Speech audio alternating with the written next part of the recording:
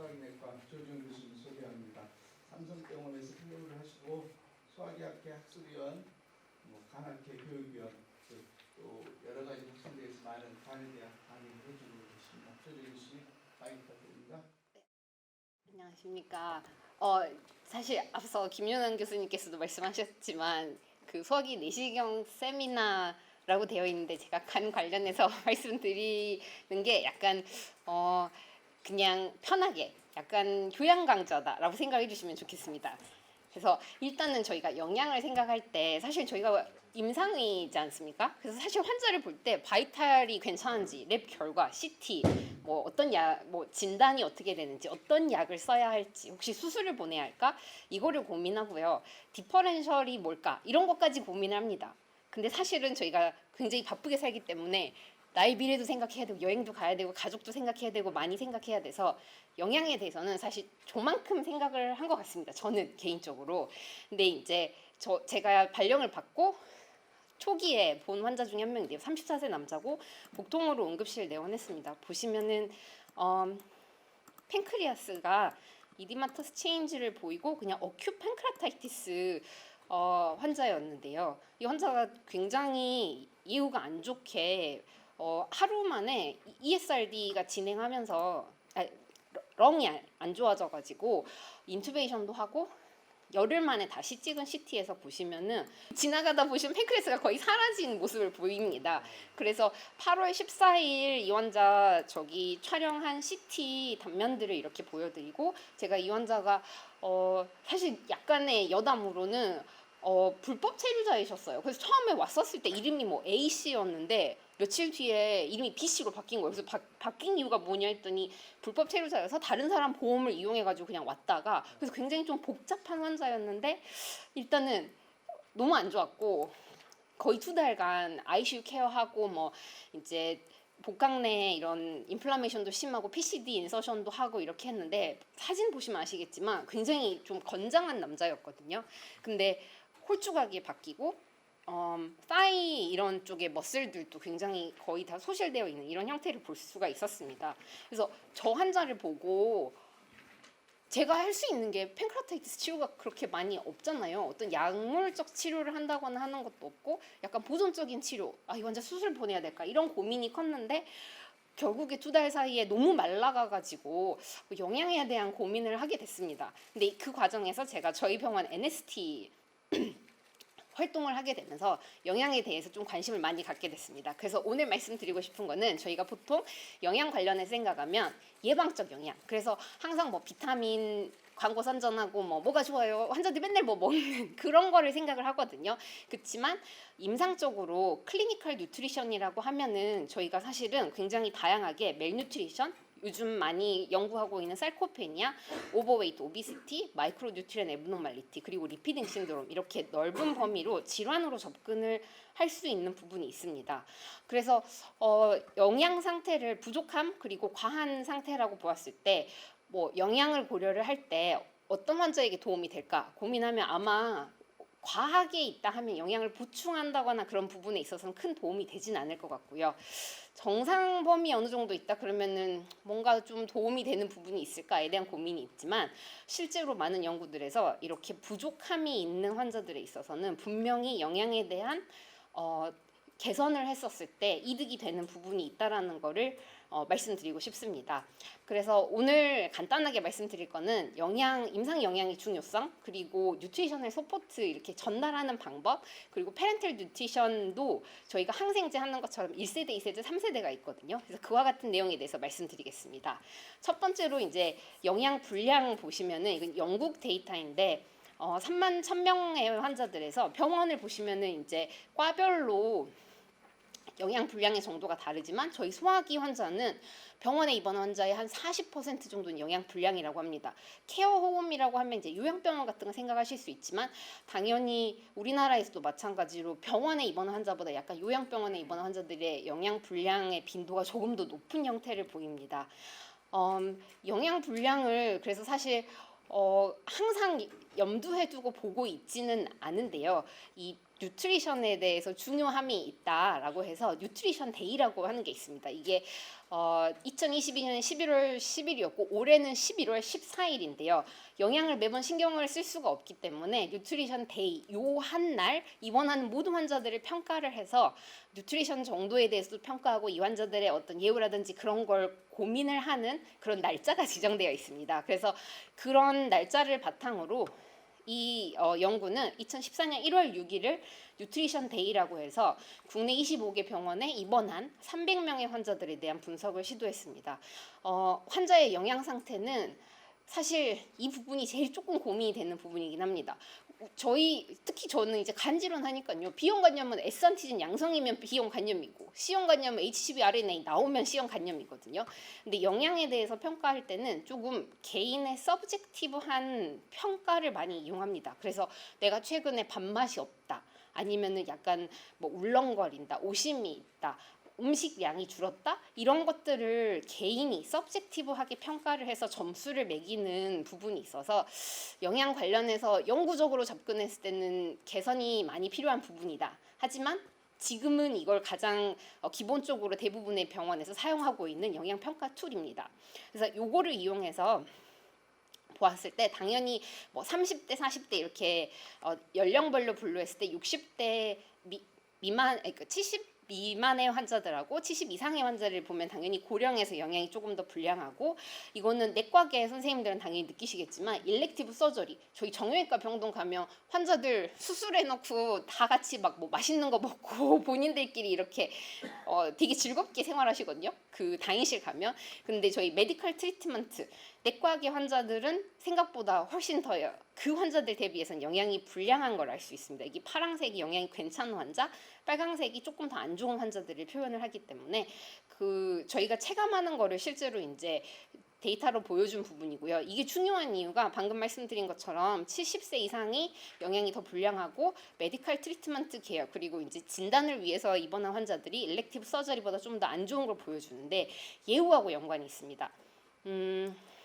이 SGA가 괜찮은 환자 대비 안 좋은 환자가 재원 기간도 더 길고 서바이벌 레이트가 97%대 58% 굉장히 많은 차이를 보입니다.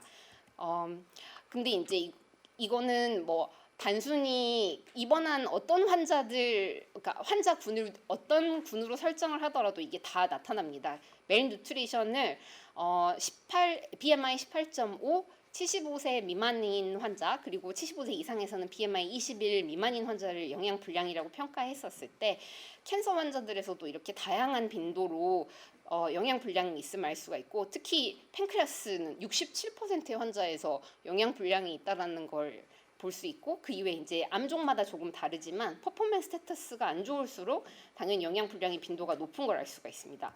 저희 간 경변증 환자에 있어서도 환자들이 복수 그리고 뭐 밥맛이 없다든지 그런 이유로 다이어트리 인테이크 자체가 줄어들고 흡수 자체도 줄어들고 그리고 메타볼릭한 디스터벤스로 인해서 영양 불량이 굉장히 쉽게 진행이 됩니다. 그래서 어떻게 평가하는지에 따라서 조금 다르긴 하지만 뭐 트래디셔널 모델 그리고 여기 이렇게 핸드 그립 그러니까는 악력을 이용해서 이게 얼마나 환자가 영양이 불량하는지에 대해서 보는 방법들이 있는데 평가 방법에 따라서 다르지만 60에서 80% 사이의 환자들이 영양 불량합니다. 간 경변증 환자들은. 그리고 말씀드렸던 것처럼 이렇게 영양 불량한 환자들은 영양이 괜찮은 환자 대비해서 합병증의 발생률도 훨씬 높고 사망률도 유의하게 높습니다. 여기 캐플란마이어 커브 보시는 것처럼 웰 누리시드 환자 대비 영양 불량한 환자는 예후가 더 좋지 않음을 알 수가 있습니다. ICU 환자에서도 크게 다르지 않아서 영양 불량한 환자가 영양이 괜찮은 환자보다 모탈리티 레이트가 더 높음을 알 수가 있습니다. 그래서 사실은 카시드에서 그 저희 입원 환자 영양 관리에 대해서 가이드북을 제시를 해주었습니다. 그래서 이거 보시면은 그래도 영양에 대해서 굉장히 정리가 잘 돼 있어서 영양 불량 평가 방법이라든지 실제 얼마를 줘야 하는지 어떻게 투여하고 모니터링을 할 건지 그런 부분에 대해서 정리가 잘 돼 있습니다. 제가 영양에 대해서 되게 많이 말씀드리고 저희 영양 집중 지원팀에서 항상 3월에 새로운 전공의들이 들어오면 꼭 이 이야기를 이제 해주는 건데요. 저희가 생각보다 영양을 잘 모르고 있다. 그래서 그거를 좀 보여줄 수 있는 그 연구가 있었습니다. 이게 설문조사를 한 건데 576명의 그 소화기 학회 회원들을 대상으로 질문했습니다. 그래서 간경변증 환자가 간경변증 환자에 대한 엔테럴 뉴트리션 가이드라인이 있는지 아는지 물어보니까 절반이 안다 그랬고, 중요하다 생각하냐? 90%에서 중요하다. 그러면은 차일드 BC 환자에서 몇 퍼센트나 영양 불량한 것 같냐라고 질문했거든요. 근데 앞서 보여드렸던 어떤 연구에서 60에서 80%, 다른 연구들에서도 뭐 70에서 심지어 100%, 특히 알코올 환자들에서는 100% 영양 불량이 있다, 이런 보고들이 있는데 50% 이상의 영양 불량이 있다라고 생각하는 비율이 23%입니다. 그러니까 사실 여기가 정답인 거거든요.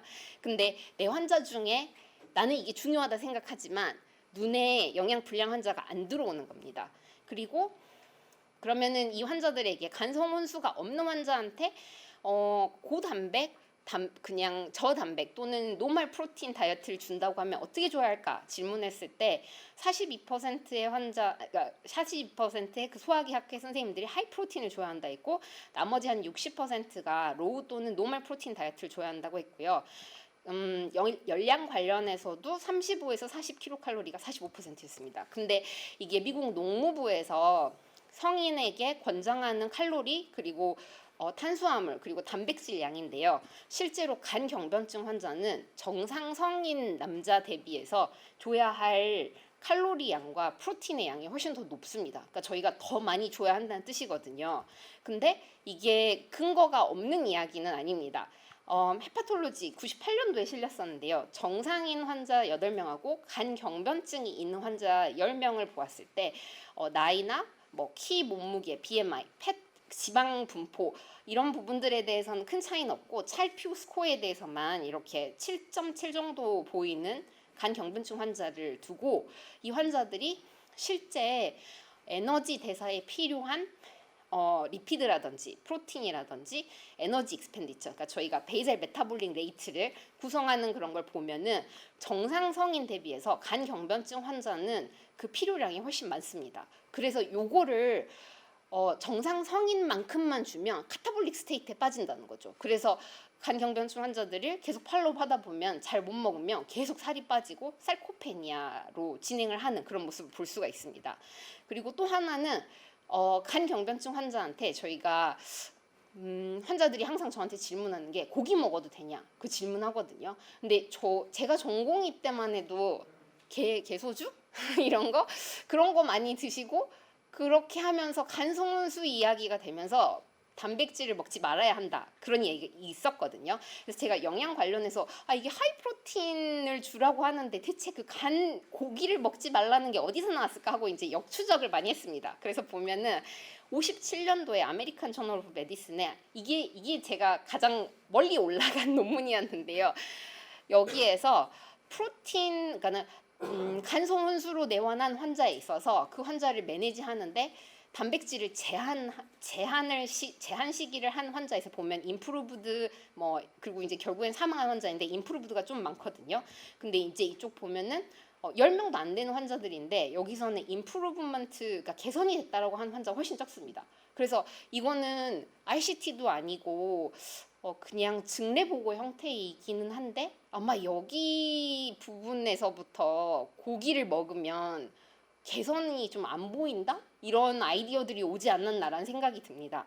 근데 실제로 2004년, 그러니까 굉장히 많은, 거의 한 40년의 시간 동안 저희가 단백질을 제한을 했다가 2004년에 저널 오브 헤파톨로지 보면 간성혼수가 있는 환자에 있어서 간성혼수로 왔는데 여기선 하이 프로틴 다이어트를 주진 않았습니다. 근데 우리가 단백 제한 시기를 했었잖아요. 그래서 단백 제한 시기를 한 군이랑 정상적으로 그냥 단백량을 준 군이랑 보면은 정상적인 단백량을 준다 해서 간성혼수가 더 나쁜 건 아니더라. 시간이 지나면서 똑같이 그냥 좋아지더라. 요렇게 RCT가 있습니다. 그래서 이건 보면 확실히 하이 프로틴 다이어트를 주기에는 부담이스럽다 할지라도 일단 단백을 제한을 하면 안 되겠다라는 거를 전달 드릴 수 있을 것 같습니다. 그래서 첫 번째로 말씀드리고 싶은 거는 저희가 내과계 환자들을 많이 보기 때문에 생각보다 영양 불량이 많고 이 영양 불량이 중요한 이유가 실제 환자의 예후에 영향을 미치기 때문입니다. 그리고 앞서 설문조사에서 보여드렸던 것처럼 저희가 진짜 관심이 많다고 생각을 하지만은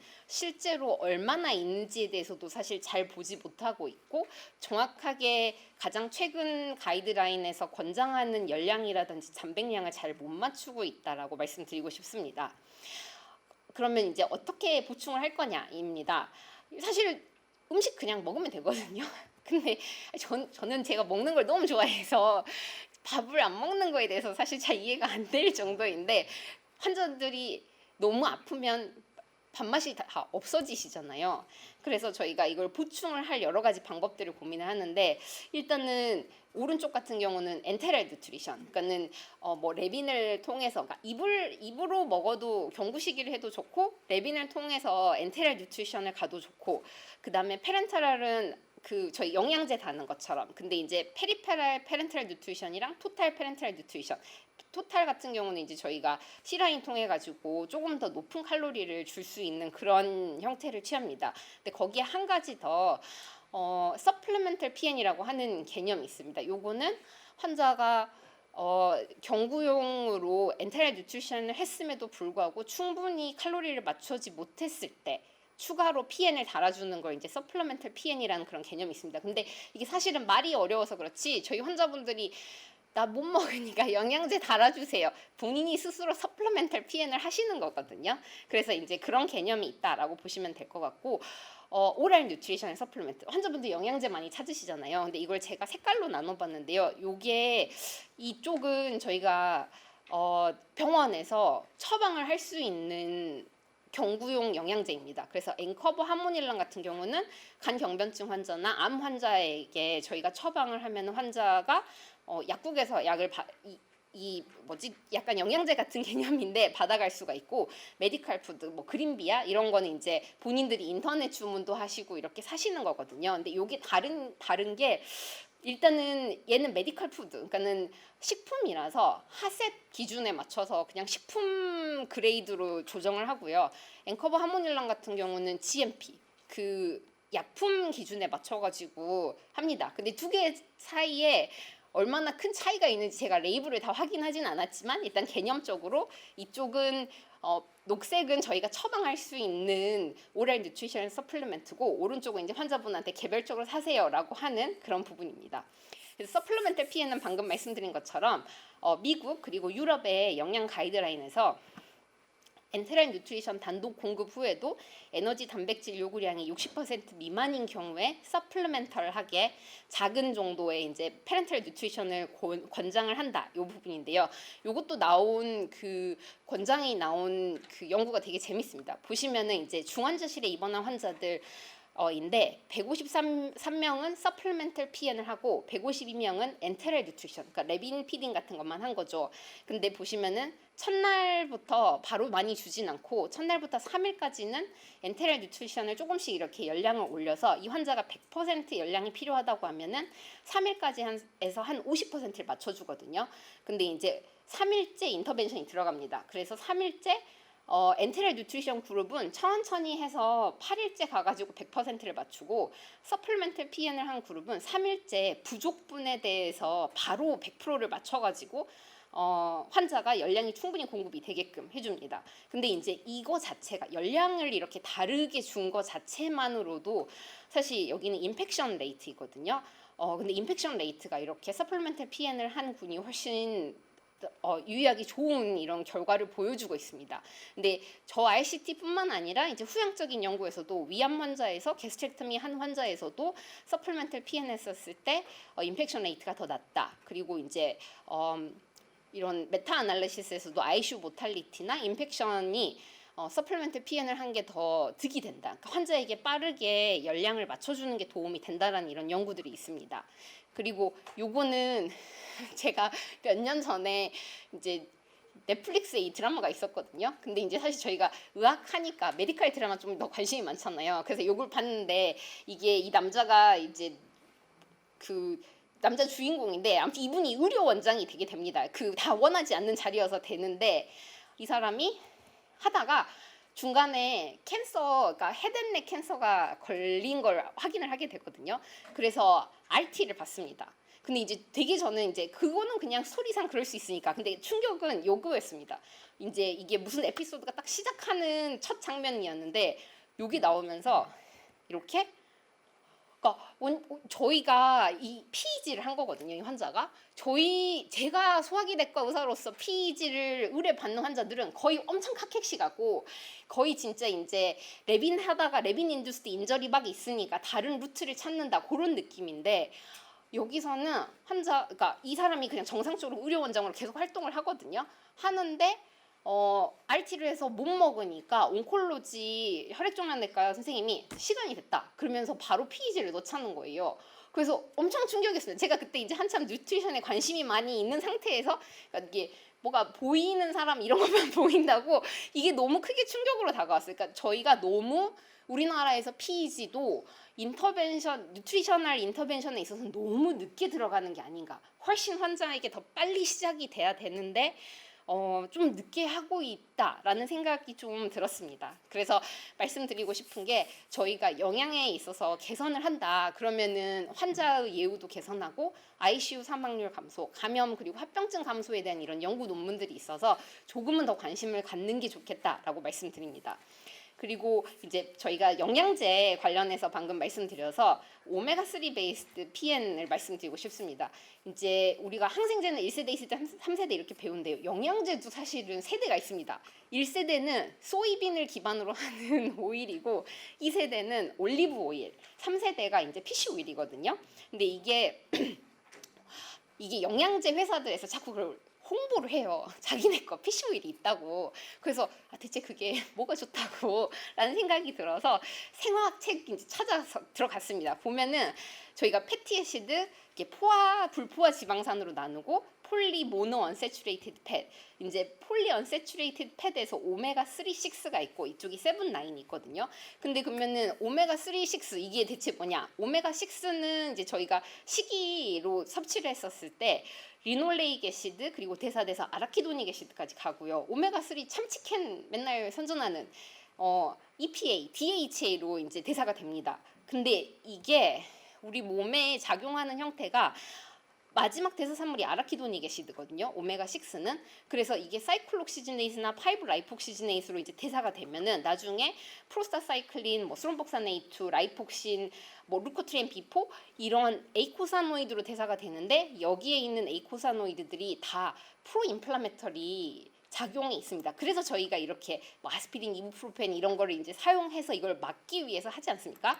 근데 오메가 3 같은 경우는 기본적으로 몸에서 외부에서 이걸 섭취하지 않는 이상 몸에서 만들지는 못합니다. 그래서 섭취를 해야 되고 이게 대사가 됐을 때 EPA, DHA로 가는데 얘네들은 똑같이 사이클록시지네이스나 5-라이폭시지네이스에서 이렇게 대사가 되었을 때 나오는 에이코사노이드들이 PGE3, 리코트리엔 B5, 리솔빈 이렇게 있는데 리솔빈이 이름이 인플라메이션을 리솔브 한다. 그래서 셀룰러 펑션을 리스토어한다 해가지고 이런 이제 이름들이 붙여져 있습니다. 그래서 그래서 오메가 3를 홍보를 하는 이유가 일단은 1세대, 2세대 대비해서 오메가 3가 포함되어 있는 PN을 주게 되면 엔티 인플라메토리 팩터를 그래도 조금 더 작용을 할 수 있지 않을까 이제 그런 백그라운드가 있다라고 생각을 했습니다. 그래서 이제 논문을 찾아봤죠. 제가 이제 찾아보니까 이런 논문들이 있었어요. ICT를 했대요. 캔서 환자에서, 그러니까 간 경변증의 캔서 환자인데 오메가 3 패티애시드를 주니까 개선이 된다. 그래서 실제 연구 디자인은 그렇게 복잡하지 않거든요. 컨트롤드 트라이얼 해서 5일간 오메가 3가 포함되어 있는 걸 주고 그냥 오메가 6만 되어 있는 걸 이제 준 형태입니다. 근데 이것도 오메가 3가 포함되어 있는 걸 줬더니 인트라앱도미널 인펙션 레이트가 개선되고 하스피털 스테이가 오메가 3를 준 그룹이 재원 기간이 더 단축이 된다는 겁니다. 그래서 사실은 5일 줬는데 이게 맞나? 라는 생각이 들었지만 제가 그때 삼성에 있다가 이제 내려왔는데 제가 삼성에 있었을 때 비형간염 논문 쓰려고 하면 막 2,000명씩 있는데 저희 병원에는 그렇게 N수가 안 많으니까 뭔가 좀 약간 노블한 걸 해봐야 되겠다 해서 아 이게 맞나? 하고 저희 환자를 이제 찾아봤습니다. 그래서 간경변증 환자인데 헤마테메로 내원하면 저희가 이제 이렇게 시술을 하지 않습니까? 시술을 하는데 이 환자들 대부분 MPO 상태이잖아요. 그래서 제가 MPO 상태의 환자이니 를 이제 잡아야지 이게 구별이 되니까 일단은 헤마테메로 내원한 환자 베릭스 환자를 이제 구별을 해서 오메가 3가 들어갔었던 환자군이랑 오메가 3가 안 들어갔었던 환자군으로 나누어서 연구를 진행했습니다. 기본적으로 환자의 뭐 베이스라인 캐릭터리스틱에서 유의하기에 큰 차이를 보이는 부분은 없었고 간경변증의 정도에 있어서도 큰 차이를 보이진 않았습니다. 근데 앞선 연구하고 똑같이 오메가 3가 포함되어 있는 환자 들어간 환자들이 재원 기간이 더 짧았습니다. 컴플리케이션이나 이런 부분들 인하스피탈 모탈리티에 있어서는 큰 차이를 보이진 않았지만 똑같이 리프로듀싱하는 이런 결과를 보였고 이후에 이제 다른 논문에서도 그룹 A, B, C로 나눠서 A는 아무것도 안 줍니다. 그냥 웨이트 베이스 다이어트를 하고 리피드 이멀전 안 주고 그룹 B는 오메가 6, 그룹 C는 오메가 3를 준 건데 여기도 보시면 A, B, C 이렇게 나뉩니다. 그러니까 이걸 통해서 이제 생각을 해볼 수 있는 거는 안 주는 것보단 주는 게 낫다.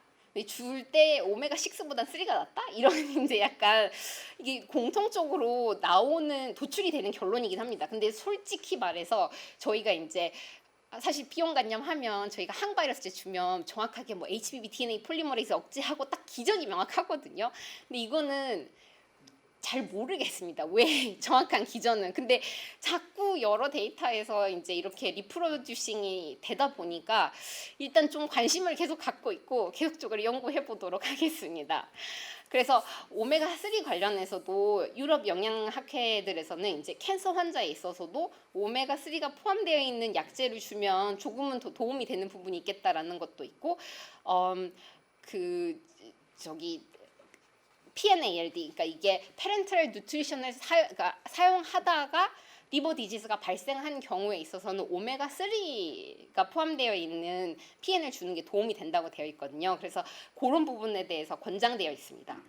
결론 부분에서는 앞서 말씀드린 것처럼 저희가 영양 불량 환자가 생각보다 많고 그런 환자들에 있어서 영양을 해주었을 때 도움이 되는 부분이 있고 오메가 3 관련해 가지고도 뭐 인펙션 레이트나 재원 기간에 있어서 이득이 있는 이런 결과들을 여러 연구들에서 보이고 있습니다. 제가 마지막으로 보여드리고 싶은 슬라이드들인데요.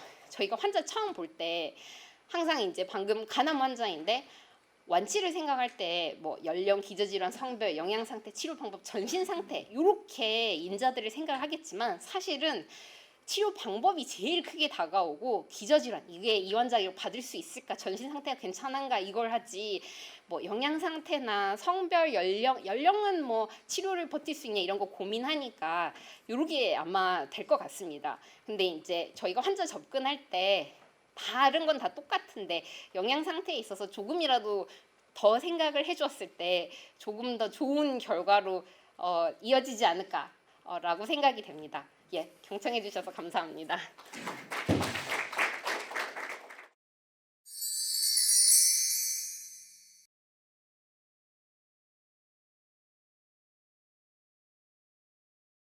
혹시 플로우의 연주에 대해서 질문 좀. 지금 제가 아는 지인이 이제 그 자기 동생이 직장암이 이제 메타가 돼가지고 지금 거의 타켓시간 상태인데 이제 그 복수도 차고 그 알부민이 이제 부족해서 그 알부민 주사도 맞고 항암 치료를 하고 있는 상태인데 알부민을 이제 그 요즘 의대 증원 문제 때문에 전공이 파악 때문에 이제 입원을 해서 항암 치료를 해야 되는데 그게 안 되니까 알부민 주사를 못 맞고 집에서 이제 굉장히 힘들어한다. 근데 먹는 알부민을 먹으면 좀 도움이 되냐. 그래서 제가 그건 도움 안 된다고 얘기를 드렸는데 이제 교수님 생각은 어떠신지 하고요. 네. 그다음에 이제 오메가 3를 이렇게 이제 이렇게 좋은 줄 아는데 보통 우리가 이제 그걸 보험으로 이제 이렇게 많이 있는데 저 같은 경우는 뭐 그건 보험으로 처방을 해주지는 않거든요. 근데 이제 이런 그 강경변증 환자한테는 보험으로 처방을 해주시는지 그런 겁니다. 먼저 두 번째 질문 말씀드리면은 지금 영양제 관련해서 질문하신 건가요? 예, 이제 고- 보통 고지혈증 환자들 그 중성지방혈증이 높은데 오메가 3를 같이 처방해주면 좀 도움이 된다는 오마코 같이 오마코 그런 같이. 그런 네, 약제들 그런 약제들 말씀하시는 보통 거죠? 이제 페노페브레이트를 많이 네, 쓰는데 네. 지금 이제 같이 이렇게 그 처방을 원하시는 환자분들이 있는데 예. 저는 이제 그런 경우는 이제 그 처방을 안 해주고 있거든요. 그냥 페노파이브레이트 제제만 쓰고 있는데 뭐 이렇게 제 뉴트리션에 대해서 전혀 공부를 해보지 않아서 네. 지금 이제 이렇게 신선한 강의가 너무 재밌었는데요. 네. 뉴트리션 입장에서는 지금 보험으로 이렇게 주실 수 있는 건지 아니면 그냥 뭐 어떻게 하는 건지 궁금해서 여쭤봅니다. 제가 아는 범위 내에서는 이제 그런 오메가 3 약제, 그러니까 PN 말고 약제에 있어서는 저희가 그냥 통상적으로 사용하는 급여 기준 내에서 해야 하고, 제가 지금 오늘 보여드린 대다수의 오메가 3 관련한 연구는 먹는 오메가 3보다도 약간 PN에 포함되어 있는 오메가 3였습니다. 그래서 먹었을 때 얼마나 이득이 있는지에 대해서는 추가로 고민이 필요할 것 같고요.